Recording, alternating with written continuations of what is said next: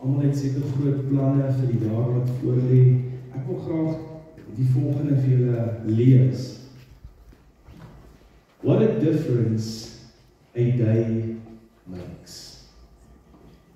En as ek sê what a difference a day makes, praat ek nie nou van 'n jaar nie. Wat 'n groot verskil maak een dag. En ek sê hierso, daar is 'n hele 2026 se dae voor ons.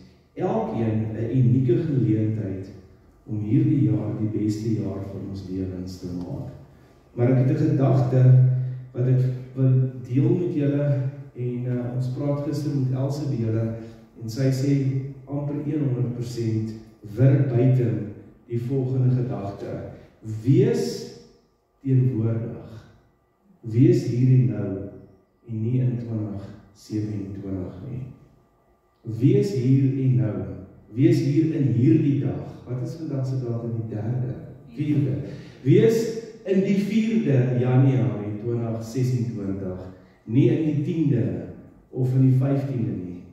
Ek wonder hoeveel mense beplan al hulle seevakansie vir Desember maand. Ek en Raymond praat voor die tyd en ons praat so hierdie Kersfees wat kom, gaan ons die 10 weer familie hê. Ons beplan al klaar oor 12 maande en ons mis baie keer dit wat ons hier het. So my nou boodskap aan jou, voordat ek 'n paar goedjies wil deel vandag uit die skrif uit is, wees nie teenwoordig, wees hier, geniet elke dag, lewe elke dag tot die volheid en moet nie jou lewe mis nie. Almal sê die hele tyd vir ons, klein Christof raak so gou groot. Vir julle, wat om een keer 'n week sien miskien, maar ek geniet elke dag van hom. Elke aand sit hy by my en hy raak my arms in die slaap. Ek geniet elke dag en ek mis nie een oomblik van sy groot word en een oomblik van wat sope fases ons het wil noem nie. En mag dit selfde wees met ons. Mag ons nie een oomblik omwens en een oomblik verloor nie. So, ons praat van 'n nuwe begin vir 2026 en ek vra die vraag, hoe begin ons 'n jaar reg? En ek gaan so 'n paar goeders met julle deel oor hoe begin ons 'n jaar reg, maar dan wil ek dit nou verder vat. Hallo Jacques, wanneer het jy ingekom? Okay. Hoe begin ons reg? Hoe begin ons 'n jaar reg? Maar dan wil ek om verder vat om te sê, hoe lewe ons dan elke dag reg? Want ons kan reg begin, maar die idee is om aan te hou reg lewe, 'n leefwyse te kweek. So ek gaan vir ons 'n paar goedjies sê. Die eerste ene wat ons moet doen om reg te begin en reg te leef, is besef ons is op hierdie planeet vir een rede, om die wil van die Vader te doen. Hier is Jesus die perfekte voorbeeld vir ons. Kom ons hoor gou Johannes 6 vers 38. Ek het nie van die hemel afgekom om my wil te doen, sê Jesus, maar die wil van hom wat my gestuur het. Hoe begin ons reg? Hoe leef ons reg? Ons moet besef, ons is nie net hier op hierdie aarde by chance nie.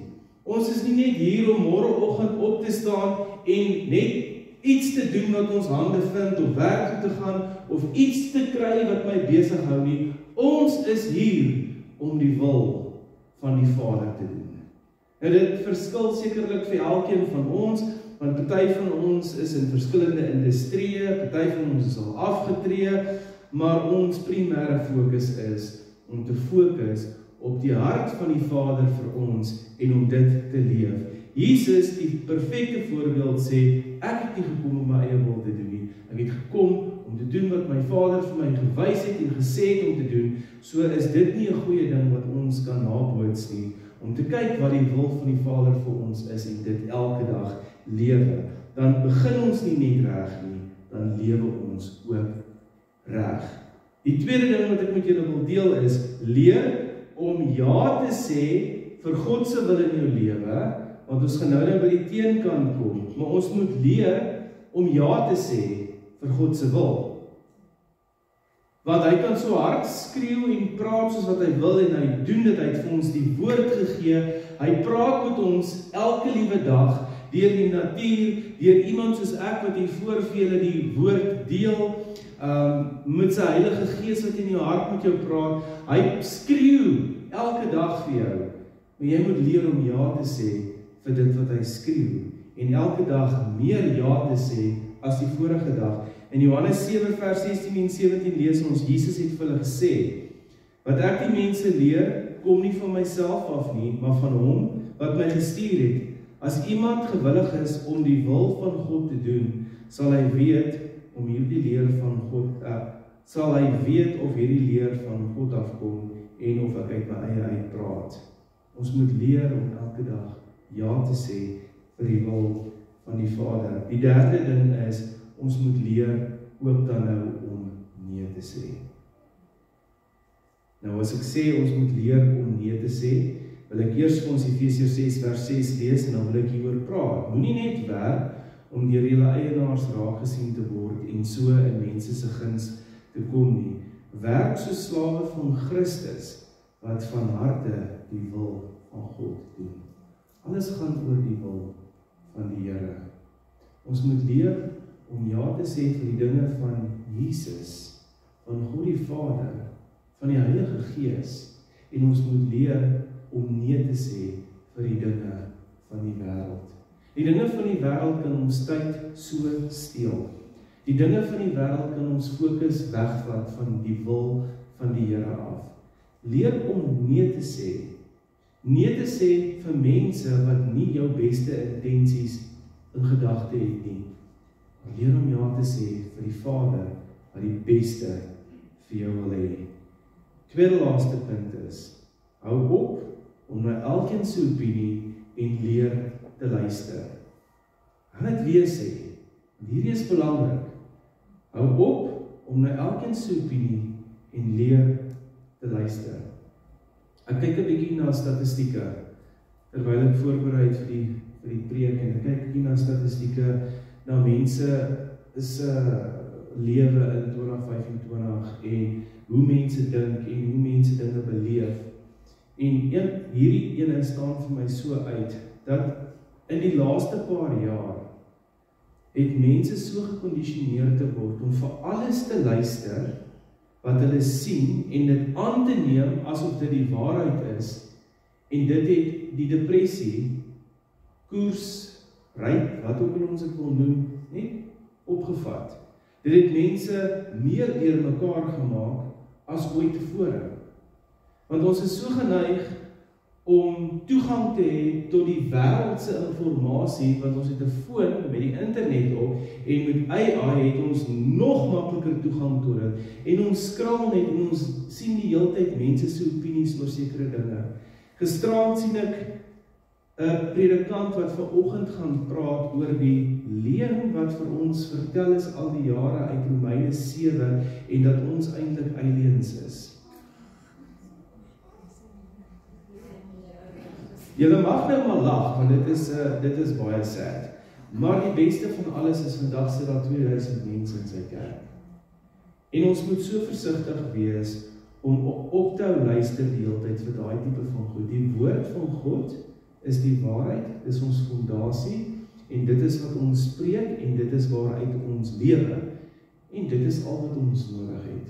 So om reg te begin, en aan te hou reg lewe, wil ek julle uitnooi om 'n paar blokknoppies te begin druk, en 'n paar unfollows te doen, en op te hou luister na elkeen se opinie oor die Sabbat, elkeen se opinie oor dit, elkeen se opinie oor dat, Trump wat die anti-kris is, Ramaphosa wat die Amerika wil, hou op om te luister na almal se opinies. Daar's 'n woord, ons noem hom die Bybel, Jesus Christus het woord geword, kom ons volg hom alleenig. Hoor gou wat sê Paulus in Timoteus. Hy sê as iemand 'n ander leer verkondig en nie hou by die gesonde woord van ons Here Jesus Christus en by die leer van ons godsdiens nie, is hy verwaand en weet hy niks. Hy het 'n sieklike beheptheid met twisvrae en met 'n stryery oor woorde. Daaruit ontstaan afguns, twis, beledigings, gemeene verdagmakery, voortdurende risie van mense wat verstandelik verward en van die waarheid beroof is. Paulus sê vir Timoteus, as mense 'n ander evangelie verkondig as die van Jesus Christus, dan is hy op die verkeerde pad. Hy is nie daar om moeilikheid te maak. So kom ons maak 'n voorneme in 2026 om te luister vir die woord van God en al die stemme daar buitekant en al die opinies wat so hard skreeu en ons aandag wil aftrek van dit wat die waarheid is, hulle een kant toe te skuif en op te luister. En dan sluit ek af. Raak betrokke. Hoe begin jy reg? Hoe lewe jy reg?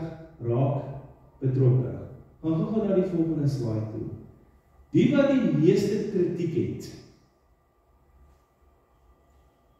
doen die minste, en die wat die meeste doen, kla die minste. Het julle dit al agtergekom? Of is dit net ek? Okay.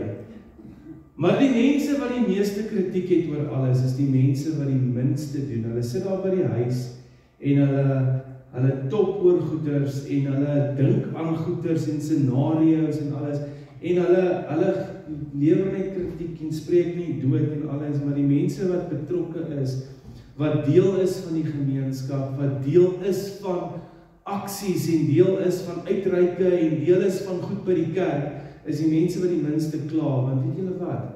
Hulle is die gesondste, want hulle doen die wil van die Here, want God se woord het vir ons gesê, wees betrokke, wees hier, wees deel van die familie.